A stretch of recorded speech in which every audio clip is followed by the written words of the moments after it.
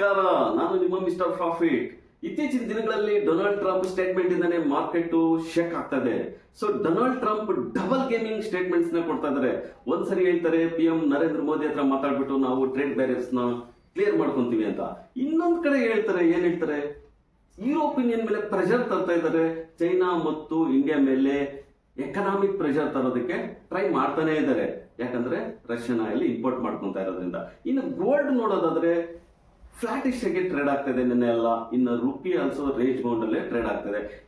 IT sector movement ಆಗೋದಕ್ಕೆ main reason ಬಂದ್ಬಿಟ್ಟು Infosys buy back proposal ಇರೋದ್ರಿಂದ ಮತ್ತೆ ರೂಪಿ ವೀಕ್ ಆಗಿರೋದ್ರಿಂದನೂ ಆಗಿದೆ.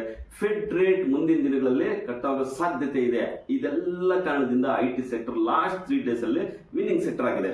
ಇನ್ನು ಅಮೆರಿಕದ ಡೌಜನ್ ಮಾರ್ಕೆಟ್ 220 ಪಾಯಿಂಟ್ಸ್ ಲಾಸ್ ಅಲ್ಲಿ ನಿನ್ನೆ ರಾತ್ರಿ ಕ್ಲೋಸ್ ಆಗಿದೆ. ಇವತ್ತು ಬೆಳಿಗ್ಗೆ ಏಷ್ಯನ್ ಮಾರ್ಕೆಟ್ ಮಿಕ್ಸ್ಡ್ ರಿಯಾಕ್ಷನ್ ಅಂತ ತೋರಿಸ್ತಾ ಇದೆ. ಅದರಲ್ಲಿ ಜಪಾನ್ ಮಾರ್ಕೆಟ್ ಮಾತ್ರ 0.9% ಅಪ್ಸೈಡ್ ಆಗಿದೆ.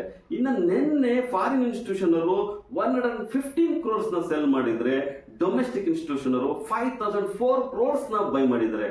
ಇವತ್ತು ಬೆಳಿಗ್ಗೆ ಗಿಫ್ಟ್ ನಿಫ್ಟಿ ನೋಡೋದಾದ್ರೆ 25,090 ಅಲ್ಲಿ ಟ್ರೇಡ್ ಆಗ್ತದೆ. ನಿನ್ನೆ ನಿಫ್ಟಿ 104 ಪಾಯಿಂಟ್ಸ್ ಗೇನ್ ಆಗ್ಬಿಟ್ಟು 24,980 ಅಲ್ಲಿ ಕ್ಲೋಸ್ ಆಗಿದೆ.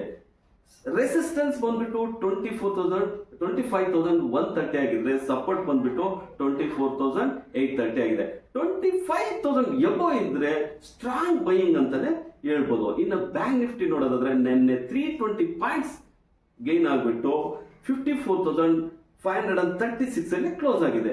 ಇನ್ನು ರೆಸಿಸ್ಟೆನ್ಸ್ ಬಂದ್ಬಿಟ್ಟು 54,900 ಅಂತ ಹೇಳ್ಬೋದು. ಇನ್ನು ಸಪೋರ್ಟ್ ಬಂದ್ಬಿಟ್ಟು 54,000 ಆಗಿದೆ. ಇನ್ನು ನಿನ್ನೆ ಸೆನ್ಸೆಕ್ಸ್ 330 ಪಾಯಿಂಟ್ಸ್ ಗೇನ್ ಆಗ್ಬಿಟ್ಟು 81,435 ಅಲ್ಲಿ ಕ್ಲೋಸ್ ಆಗಿದೆ. ಇವತ್ತು ನಮ್ಮ ನಿಫ್ಟಿ ಫ್ಲಾಟ್ ಆಗಿ ಓಪನ್ ಆಗೋ ಸಾಧ್ಯತೆ ಹೆಚ್ಚಾಗಿದೆ.